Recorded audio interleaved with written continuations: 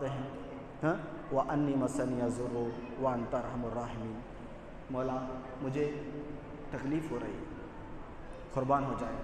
اللہ کو معلوم ہے تکلیف ہو رہی ہے، اللہ جانتا ہے ہاں، لیکن انبیاء کی معصومیت بتا رہا ہوں کہ اللہ سے کہتے ہیں کہ مولا مجھے تکلیف ہو رہی ہے، اپنی تکلیف کو ظاہر کر، یہ نہیں مولا تو نے مجھے تکلیف دی، یہ نہیں، ایسا نہیں ہے، اللہ مجھے تکلیف ہو رہی ہے۔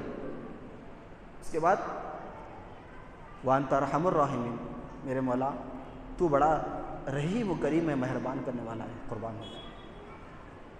کس طریقے سے ان کی جو بڑی کئی برسوں برس جو بیمار رہنے کے بعد بھی اللہ سے کوئی شکوہ نہیں ہے، شکایت نہیں ہے، انبیاء کی معصومیت بتا رہا ہوں میں، اور ہمیں ذری تکلیف ہوتی ہے تو یہ امت مصطفیٰ فوراً جو ہے اللہ کے بارگاہ میں شکایت کہ قصیدہ پڑھنا شروع کر دیتی ہے ہاں، اور سوچتی ہے کہ میرے ساتھ یہ ہونا تھا۔ یار اللہ تعالیٰ ہمیں آزما رہا ہے، ہم اللہ کے شکر گزار بندے بن کر دیکھیں۔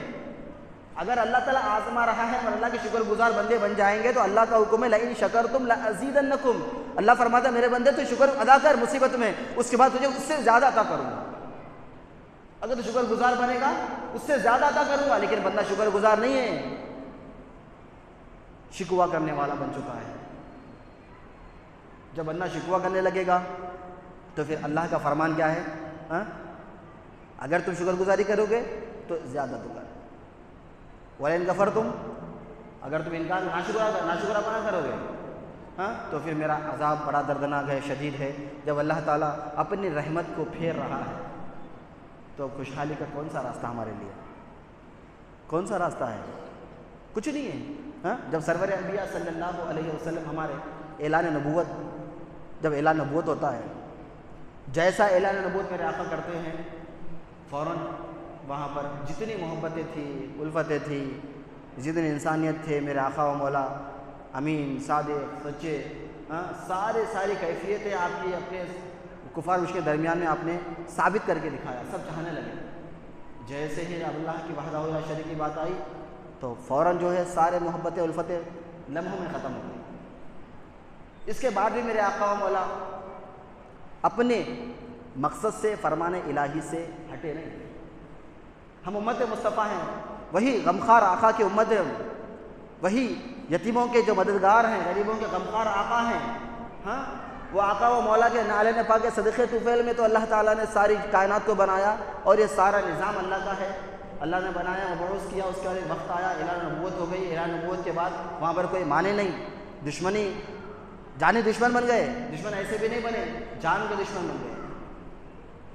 اگر کوئی جان کا دشمن بن جاتا ہے تو آج ہم اپنی جگہ پہ نہیں رہتے، ہم ہیبت کھاتے ہیں، پریشان ہوتے ہیں، یہاں وہاں دوڑتے ہیں، دوڑ لگاتے ہیں، دوڑ کے ہم ختم ہو جاتے ہیں ہاں؟ تو دوڑ کے ختم ہونا، اپنی جو مدافعت ہے، اپنی حفاظت ہے، یہ بھی تو اسلام سکھاتا ہے۔ اگر کوئی آپ کے اوپر ظلم کر رہا ہے تو آپ کو بھاگ کے مار کھانا تھوڑی ہے، اس کے لیے آپ کو تیار ہونا ہے۔ آج مسلمانوں کا کیا حال ہے؟ یہ حال ہے ہاں؟ ہم برداشت کرتے کرتے موت کے منہ میں چلے جاتے ہیں۔ اتنا برداشت کرنے کے لیے کون کہا؟ کس نے کہا؟ اسلام میں کیا اسی طریقے سے بس کوئی اگر مارتا رہے آپ مار کھاتے رہو، مر جاؤ، ختم، ایسا نہیں ہے۔ ظلم کے خلاف آواز اٹھانا ہے، اللہ کا حکم ہے، اللہ کا حکم ہے۔ اللہ فرماتا ہے ہاں؟ اگر کوئی جس پر ظلم ہو جائے، اگر وہ کچھ کہتا ہے تکلیف میں، زیادتی میں، تو اس کا حق ہے، وہ اس کا حق ہے کہنا، مظلوم کا حق ہے۔ اگر مظلوم تکلیف میں کچھ کہہ دیتا ہے تو اللہ کے پاس اس کے لیے پکڑ نہیں ہے، وہ مظلوم ہے۔ تو اس طریقے سے جب میرے آقا و مولا جب اعلان نبوت کا اعلان کرتے ہیں، فوراً دشمنیاں شروع ہو گئی ہاں۔ اس کے بعد سرور انبیاء صلی اللہ علیہ وسلم غار حرا تشریف لے جایا کرتے تھے اللہ کے بارگاہ میں، دنیا سے کنارہ کشی اختیار کر لیتے ہاں، کنارہ کشی اختیار کر کے سب کو چھوڑ کر اللہ کے بارگاہ میں چلے جاتے غار حرا میں ہاں۔ کئی جو ہے کبھی کئی دن آپ جاتے اور وہاں عبادت کرنے بیٹھ جاتے۔ اس طریقے سے آپ اللہ تعالیٰ کا ذکر فرماتے رہتے۔ وقت آیا، وحی کا نزول ہوا، اور اس میں سرور انبیاء صلی اللہ علیہ وسلم، یہاں پر میں قرآن کریم کی اہمیت بتا رہا ہوں۔ قرآن کریم کو اللہ نے جو ہمارے لیے نازل کیا، اور قرآن کی اہمیت اگر ہمیں معلوم ہو جائے تو پھر ہم قرآن سے بہت قریب ہو جائیں گے۔ آج ہم قرآن سے بہت کوسوں دور ہو چکے ہیں۔ کم و بیش وہ کون ہیں؟ وہ اللہ والے ہیں، اللہ کے بندے ہیں جو اپنے اولاد کو تربیت دے کر بیٹے قرآن پڑھو، دن کی شروعات قرآن سے کرو، یا دن میں ایک مرتبہ تو قرآن کھولو۔ ہاں، ایسا بولنے والے وہ کم و بیش ملیں گے، ہمیں چراغ لے کے ڈھونڈنا پڑے گا۔ ہاں، تو وہاں پر جب آقا و مولا پر جبرائیل السلام فرشتوں کے سردار حاضر خدمت ہیں، سلام عرض کرتے ہیں، وہ فرماتے ہیں اقرا، میرے آقا ہے، خاموشی اختیار کی، پھر آپ نے سینے سے لگاتے ہیں، پھر دوسری مرتبہ بھی نہیں پڑھے اقرا نہیں، تیسری مرتبہ بھی اقرا بولے جبرائیل السلام فرشتوں کے سردار نہیں، پھر آپ سینے سے لگائیں۔ اب اس کے اندر کچھ لوگ اس طریقے سے پیش کرتے ہیں کہ نہیں وہ سینے میں پوروں میں لے کے دبا دیے، نعوذ باللہ وہ کر دیے۔ دیکھیے، جس سے اللہ تعالیٰ بے انتہا چاہتا ہے ایسے جملے استعمال کرنا بھی درست نہیں۔ سینے سے لگانا ہے تو سینے سے لگانے کا مطلب یہ نہیں کہ آپ تکلیف دینا مقصد تھوڑی تھا۔ ہاں، جن کی آہ بھی خدا برداشت نہیں کرتا، ہاں، ان کو تکلیف دینا، تو لوگ ایسے بھی جو ہے لوگ اس طریقے سے ترجمہ کر دیتے ہیں۔ اگر کہیں سے جملے آ بھی جائے تو ویسے جملوں کو نظر انداز کر دینا چاہیے۔ جو جملے سرور انبیاء کی شان کی ادب کے خلاف ہوتے ہیں ایسے جملوں کو وہاں سے ہٹا دینا چاہیے۔ سارا قرآن میرے آقا و مولا کی شان میں نازل ہوا، ہاں، اس کے بعد اب لوگ اس کے ترجمے میں بے ادبی کے الفاظ آ جاتے ہیں تو ہمیں اسے برداشت نہیں کرنا چاہیے۔